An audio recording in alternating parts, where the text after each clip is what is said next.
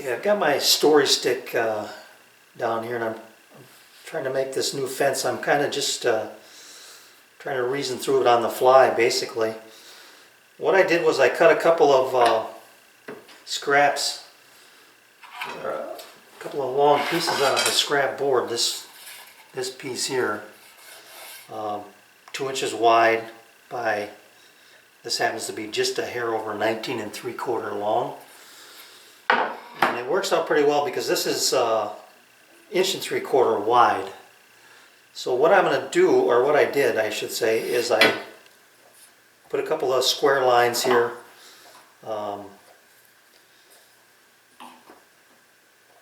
there are about 8 inches or 9 inches in from each end. Yeah, 9 inches. So when I put this in here, now this, what I'm trying to accomplish here is I'm not trying to make this an accurate, perfectly 90 degrees T-square. What I'm trying to make here is a registration fence that is reasonably square. I'll put it that way. So I'm going to get this out of the way, but I wanted to show you the difference here. So this is the fence that comes with the Woodpecker story stick. It's 4 inches wide, and it's about 1 inch, 1 inch on each side of the stick, and that's all that you're registering with. And for me, when I was building my bench plane rack there, that's not enough. So I want to build this accessory before I build the box, and have some idea where it's going to go in the box and how big it's going to be. So I'm going to put this clamp on here. Just lightly clamp that down. I'm going to square this up. Got to move it over a little to the line right there. Now it's square.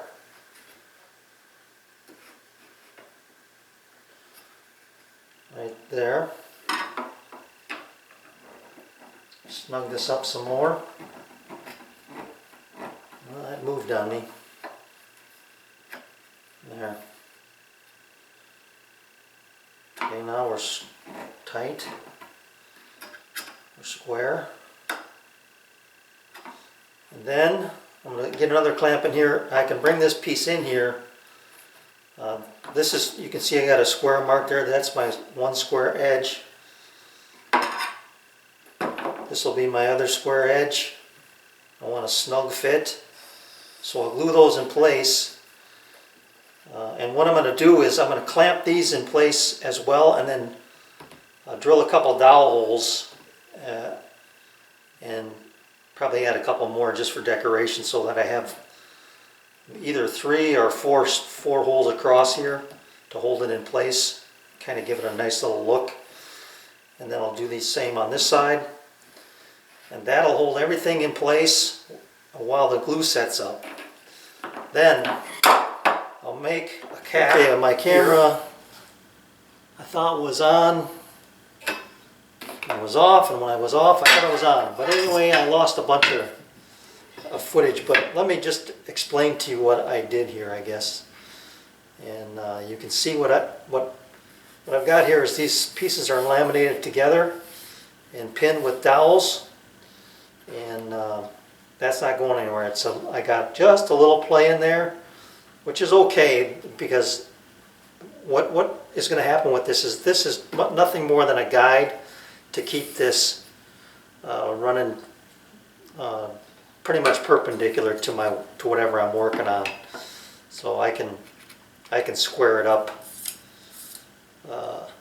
pretty easy like this. You know, it's so close right now that any little adjustment I need to make will not be a problem. But the part that I missed earlier is that this sits just proud of this Baltic birch because it's just slightly thicker. So you can see I've got a little lip there. I'm going to use that to my advantage. And I'm going to take these 2 knobs and I'm going to basically clamp it in like that. And compress this down, and that'll hold this from moving. And it should keep it square as well. decided to go the drill press route.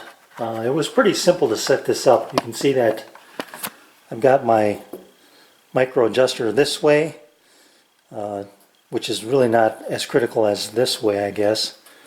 But I cut a precise length spacer here to keep this centered, and I've checked it after I clamped it, and it is just perfectly flush, so everything is going to be just fantastic. Now just reversing everything, making sure I'm tight. That's flush, that's good.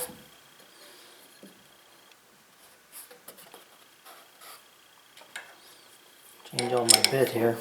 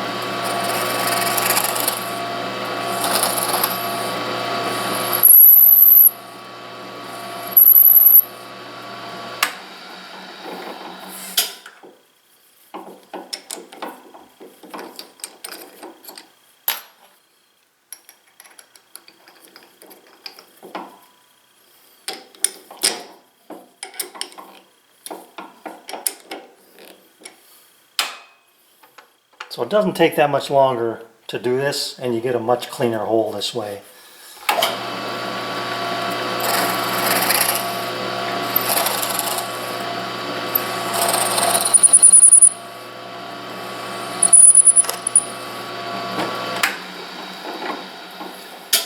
Alright, I'll ream these two out, and we'll put a bolt through there, and we'll see how things are going to work out.